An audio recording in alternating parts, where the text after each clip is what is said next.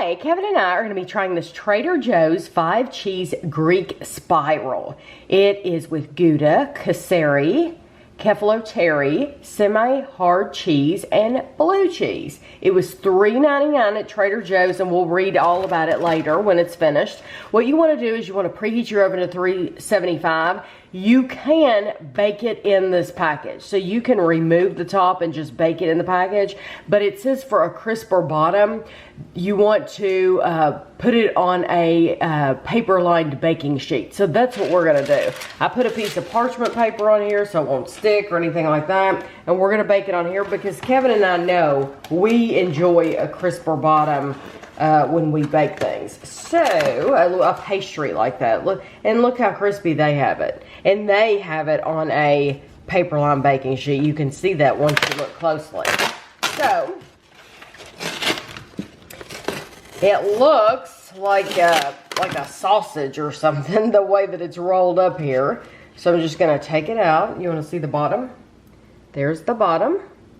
And I'm going to put it on here, and it says bake it for 25 to 30 minutes. So we're going to bake it for 27 minutes, and we'll be back.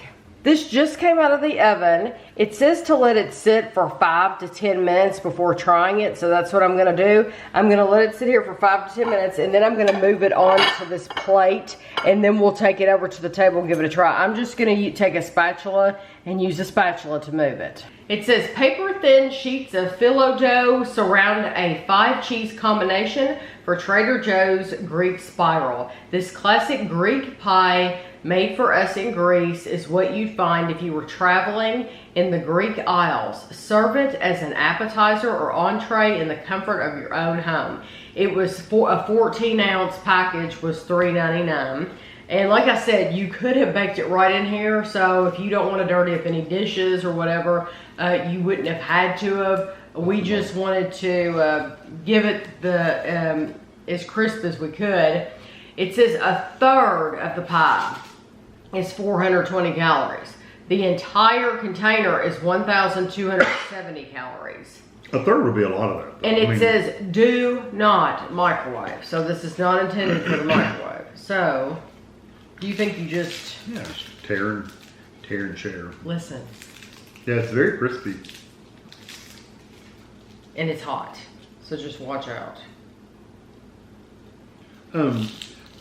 The cheese, there's a cheese in there that's got like a little bit of a funky smell to it. I don't know which one it is, but did you get a lot of cheese in yours on the end? Mm-hmm.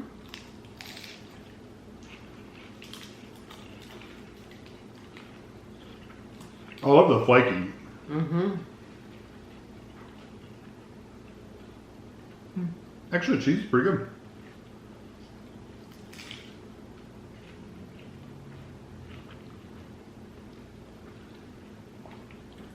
I think it's nice. Mm-hmm. The cheese reminds me of when I make baked macaroni and cheese. It kind of gets, when you put it in the oven and bake it, it gets thick and gooey.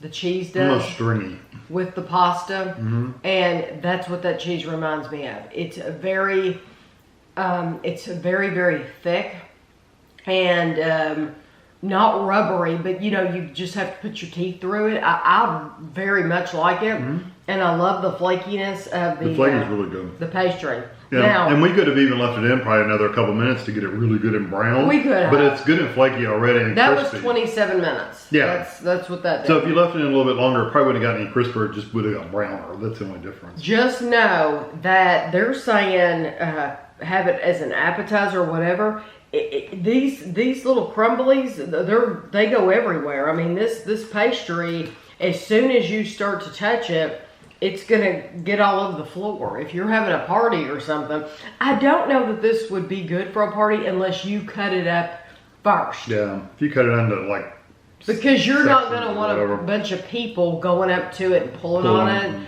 I wonder in Greece, I'm sure nobody's watching me from Greece, but if you've ever had this and you've actually served this for people, or if you've seen it served in Greece, do they go ahead and cut it with a pizza cutter or whatever? You could cut it with a pair of scissors if you wanted to. But do they go ahead and cut it in pieces? Is that how it's traditionally done? On the front, it's cut like a pizza. But it is cut like a pizza. I would rather have a piece of the rope part. I'd rather have a hunk. I know, than have it cut like a pizza, like a wedge. Because it really doesn't stick together. No, and so if you have it that way, it seems like it's going to fall apart. Where if you pull it like we were doing it, you get a whole, like you said, a whole like rope. Is that what you called it? The whole rope section.